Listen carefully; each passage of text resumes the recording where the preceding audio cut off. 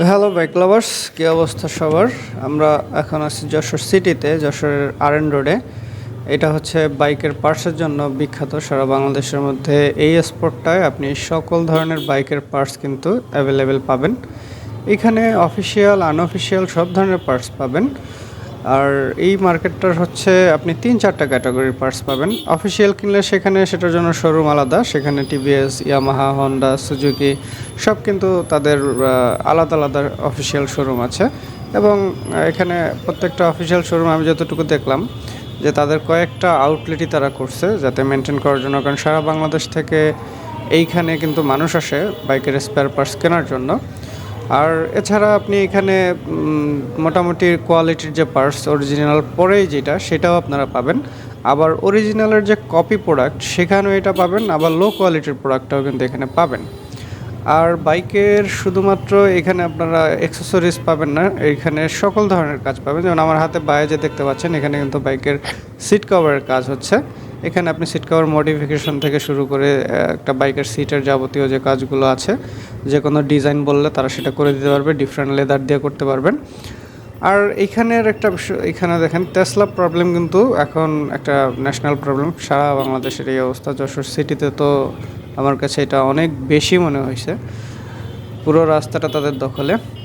তো যেটা বলতেছিলাম, এখানে আসলে আপনি সকল ধরনের অ্যাক্সেসরিজ থেকে শুরু করে সার্ভিসিংগুলো পাবেন। যেমন আপনি যে ক্রিটিক্যাল যে জিনিসগুলো আছে যেটা সচরাচর পাওয়া যায় না, একটা মিটারের ধরেন আপনার একটা আইসি নষ্ট হয়ে গেল, ডিসপ্লে নষ্ট হয়ে গেল, তো ওইটাও আপনি এখানে রিপেয়ার করতে পারবেন। আর এখানে একটা ভালো দিক হচ্ছে এখানে সব কিছু আলাদা আলাদা করা। যেখানে সিটের কাজ করা হয় ওইখানে মূলত দেখবেন যে একটা না, ওইখানে অনেকগুলো সিট কভারের দোকান আছে। আবার যেখানে রিপেয়ারিংয়ের কাজ করা হয়, সার্ভিসিংয়ের কাজ করা হয়, ওইখানে সব কিছু এরকম আলাদা করা আছে।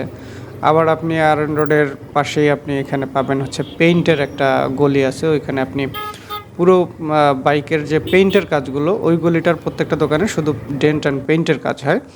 ওখানেও আমি গিয়েছিলাম আমার অন্য ভিডিওতে, আপনারা ওইটা পেইন্ট ব্যাপারের যে ওইগুলো আপনারা পাবেন, ওইখানে আমি এটা বলছি।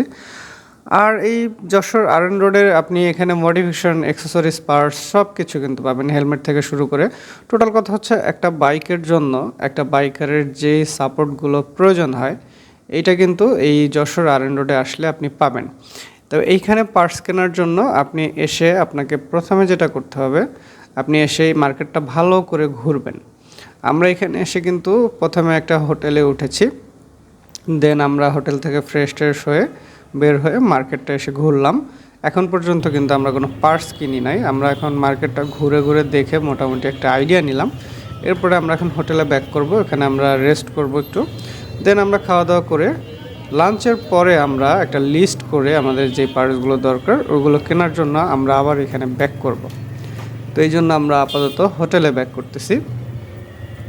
মূল ব্যাপার হচ্ছে পার্টসগুলো কিনবেন, আপনি আগে ঘুরে ঘুরে আইডিয়া নেবেন যে কোথায় কোন দোকানটা আছে, আপনার কী কী পার্টস দরকার, এগুলো একটু মোটামুটি আইডিয়া নিয়ে নেবেন।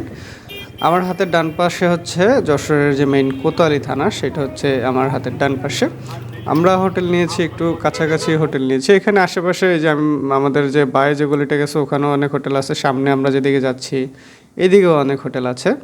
এখানে হোটেল নিয়ে প্রবলেম হবে না, তবে হোটেলে উঠলে অবশ্যই একটু দামাদামি করে নিতে হবে। এখানে হোটেলে কিন্তু এই সিস্টেমটা আছে, হ্যাঁ, যে আপনি ফিক্সড একটা বলছে উঠে গেছে এরকম না।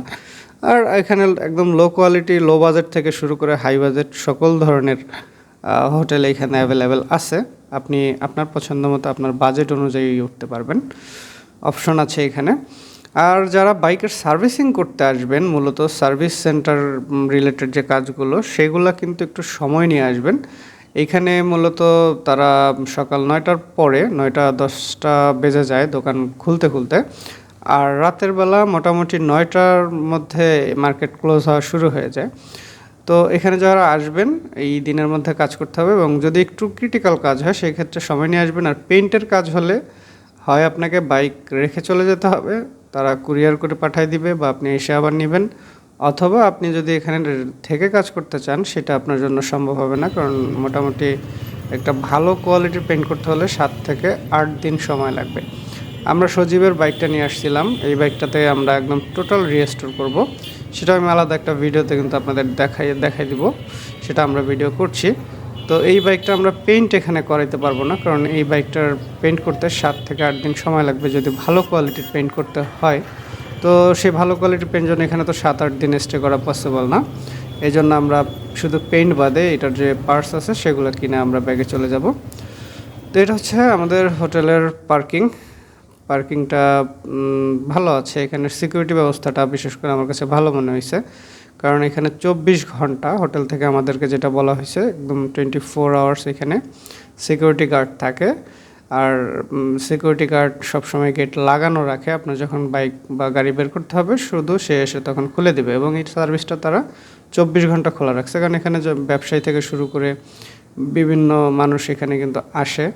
তো তাদের রাতেও বের হওয়া লাগতে পারে, এই জন্য তারা এইখানে হোটেলগুলোতে, ম্যাক্সিমাম হোটেলগুলোতে, কিছু হোটেল আছে আপনি রাত্রে 12টার পরে কিন্তু আর বাইক টেক বের করতে পারবে না, তারা এটা ক্লোজ করে দিবে, গেট ক্লোজ করে দিবে। বাট আমরা যেটাই উঠছি, যেহেতু আমরা যশোর আসছি একটু ঘুরেও দেখবো, সারাদিন পার্টস কিনবো, পার্টস মার্কেট বন্ধ হলে একটু ঘুরে টুরে দেখবো, এই জন্য আমরা এমন একটা হোটেল চুজ করছি যেখানে আপনার 24 আওয়ার্স এখানে আপনি গেটও খোলা পাবেন, গ্যারেজও খোলার জন্য গার্ড থাকবে।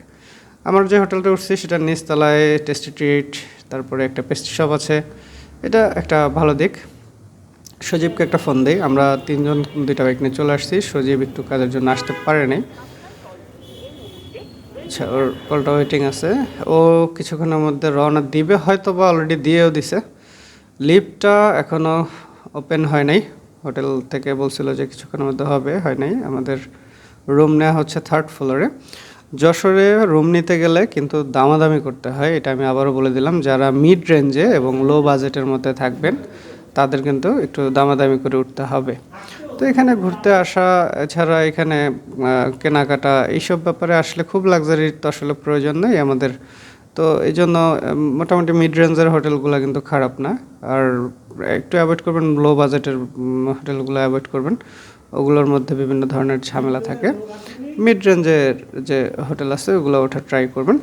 আমরা যে হোটেলটা উঠছি এটা মোটামুটি একেবারে মানে খারাপও না, আর খুব যে ভালো সেরকমও না, তবে 2টা দিন থাকার জন্য এটা একদম খারাপ বলবো না।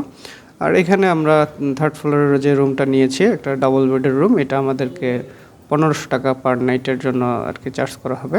তো ওভারঅল এখানে মোটামুটি ফ্যাসিলিটি দেখলাম যে সব কিছুই আছে, গিজার থেকে শুরু করে এসিটিসি সব কিছু লাগানো আছে।